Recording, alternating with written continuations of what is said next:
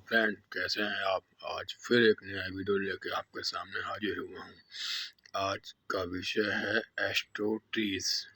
बहुत सारे वृक्ष ऐसे हैं जो एस्ट्रो के हिसाब से बहुत गहरा महत्व रखते हैं और उनका ज्योतिष की दुनिया में बहुत ज़बरदस्त महत्व है।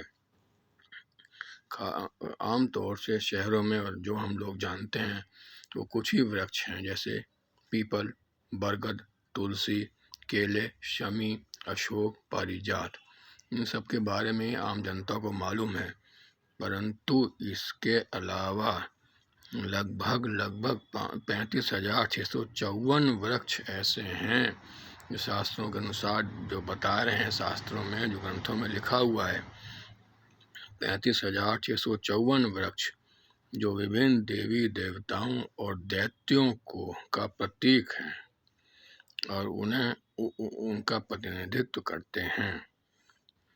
इनमें तमाम वृक्ष ऐसे हैं जो आसुरी शक्ति जिनमें निहित होती है, जिनमें दैत्यों का वास होता है, और तांत्रिक लोग उनकी जड़ों का उपयोग अपनी तंत्र विद्या के दौरान किसी सिद्धि को प्राप्त करने के लिए, किसी पैशाचिक कर्म के लिए, किसी आसुरी कर्म के लिए या पैशाचिक सिद्धि के लिए उसको उपयोग में लाते हैं।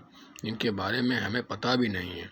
इनमें से इन 35,654 वृक्षों में से काफ़ी का तो हमें बिल्कुल पता ही नहीं है, और जो आसपास कहीं दूर दूर तक मिलते भी नहीं हैं। वो बहुत हिमालय में, हिमाचल में, पहाड़ी इलाकों में, बहुत दूर दराज, कहीं तो भारत में भी नहीं मिलते, बहुत दूर प्रदेशों में और देशों में या घने जंगलों में मिलते हैं, जिनका हम कल्पना भी नहीं कर सकते। उनको हमने देखा भी नहीं, उनके बारे में जानते भी नहीं, लेकिन हमारे धर्म शास्त्रों में इनका बहुत गहराई से उल्लेख है।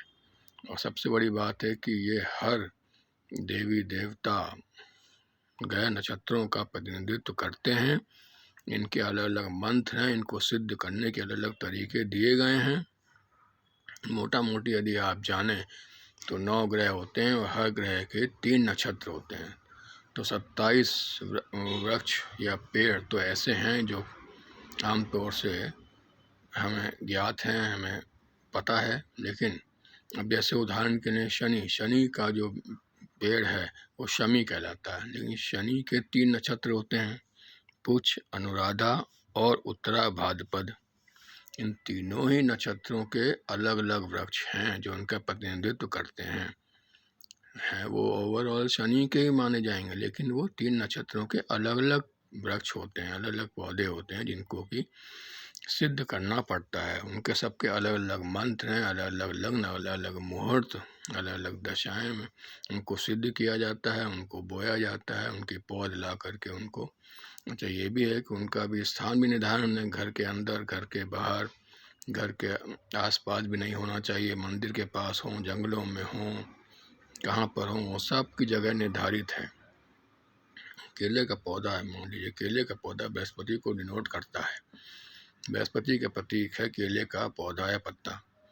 ये कहते हैं कि बृहस्पति का केले के पौधे को कभी घर में नहीं लगाना चाहिए, वो हानिकारक होता है। हमेशा मंदिर में लगाना चाहिए, मंदिर में ही उसकी पूजा होती है, क्योंकि बृहस्पति के बारे में कहा गया है कि स्थान हानि करो गुरु। शास्त्रों में कहा गया है कि जिस स्थान पर बृहस्पति रहता है उस स्थान की हानि करता है, और जहाँ देखता है उसको लाभ पहुँचाता है।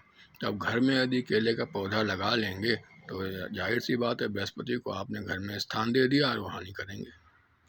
बड़े गुरु हैं लेकिन हानि करेंगे।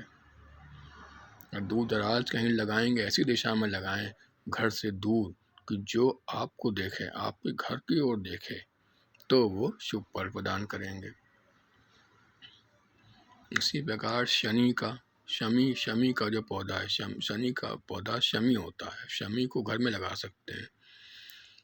शनि के बारे में कहा जाता है कि वो स्थान लाभ करो शनि, जहाँ वो बैठते हैं वहाँ लाभ देते हैं, और जहाँ देखते हैं वहाँ पर वो कष्ट देते हैं। उनकी दृष्टि गंदी है, उनकी दृष्टि खराब है, लेकिन जहाँ बैठते हैं वो शुभ फल प्रदान करते हैं।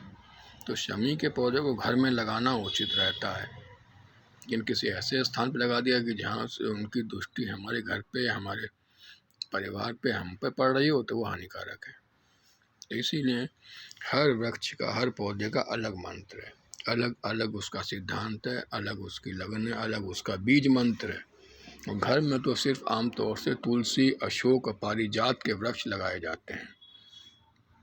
तुलसी जी को कहीं भी लगा लीजिए, अशोक को कहीं भी लगा लीजिए, कोई फ़र्क नहीं पड़ता। तो दिशाओं का फ़र्क तो होता है, लेकिन कहीं भी लगाने में कोई फ़र्क नहीं पड़ता। और इन पेड़ों को लगाने के लिए किसी न किसी ग्रह, राशि, नक्षत्र को इंगित करते हैं ये पेड़। इनको लगाने के लिए एक सबका अलग अलग बीज मंत्र होता है, अलग अलग लगन होता है, मुहूर्त होता है, उसी में इनको लगाना चाहिए, सिद्ध करना चाहिए। अब ये भी हमें देखना पड़ेगा कि ये जो है अच्छी स्थिति, अच्छे काम के लिए, अच्छे शुभ अवसर के लिए, अच्छे परिणाम प्राप्त करने के लिए, यानी कि देव तुल्य कामों के लिए लगाए जा रहे हैं, तो उसका अलग महत्व है। तो उसके लिए अलग पेड़ निर्धारित हैं, जैसे कि अशोक, तुलसी, पारिजात या केले का पौधा है ना, ये शुभ माने जाते हैं, ये शुभ फल देते हैं। लगाने का तरीका और स्थान अलग है, लेकिन फल शुभ देते हैं। तो इनको आप, ये आसुरी में नहीं आते। लेकिन यदि केले का पौधा आमतौर से होता नहीं, या पीपल या बरगद कहीं घर में अचानक उगाए, या कहीं पानी की टंकी, जैसे मैंने पहले वीडियो में ही बताया था, तो वो आसुरी शक्ति का प्रतीक होता है। वो आसुर, वो दैत्य, वो पिशाच का होता है कि हाँ भाई आपके घर में दैत्य, आसुरी शक्तियाँ और विध्वंसकारी शक्तियाँ, दैत्य, दानव, आसुरी शक्तियाँ आ गई हैं। तुरंत उनको निकाल के जड़ से फेंक देना चाहिए। इसीलिए कहते हैं कि पीपल खास तौर से अगर उगाए, या केले का पत्ता उगाए, बरगद का पेड़ उगाए, बरगद भी उगाता है घरों में, तो उनको तुरंत फेंक देना चाहिए, क्योंकि वो आसुरी शक्ति का प्रतीक है। तुरंत खुद जो उगता है आसुरी शक्ति होगी, और जिसको हम रोप करके उगाएंगे वो देवों का प्रतिनिधित्व करता है। पीपल को यदि खुद उगाएंगे शुभ मुहूर्त में मंत्र से द्वारा, तो वो देव तुल्य हो जाएगा। देव शक्ति अपने देवता का गुण प्रदान करेगा, आशीर्वाद प्रदान करेगा, और खुद उगेगा अनचाहे स्थानों पर, तो वो राक्षस का प्रतिनिधित्व करेगा, असुरों का प्रतिनिधित्व हो जाएगा। तो ये सब बातें हमारे वेद ग्रंथों में लिखी हैं, बड़ी गहराई से लिखी हैं, जिनका पालन करना बहुत ज़रूरी होता है। घर में पीपल, बरगद का पेड़ यदि उग आता है वांछित रूप से, तो घोर अशुभ, घोर अनर्थ और दैत्य हो जाता है। अशुभ फल प्रदान करता है, घोर अनर्थ होता है, और दैत्यों का निवास होता है, असुरी शक्तियाँ होती हैं, और पिशाचों का वास होता है। तंत्र मंत्र सिद्धि के लिए तो बहुत अच्छा रहता है, लेकिन वैसे घर गृहस्थी के लिए, आम जनजीवन के लिए वो बहुत हानिकारक होता है।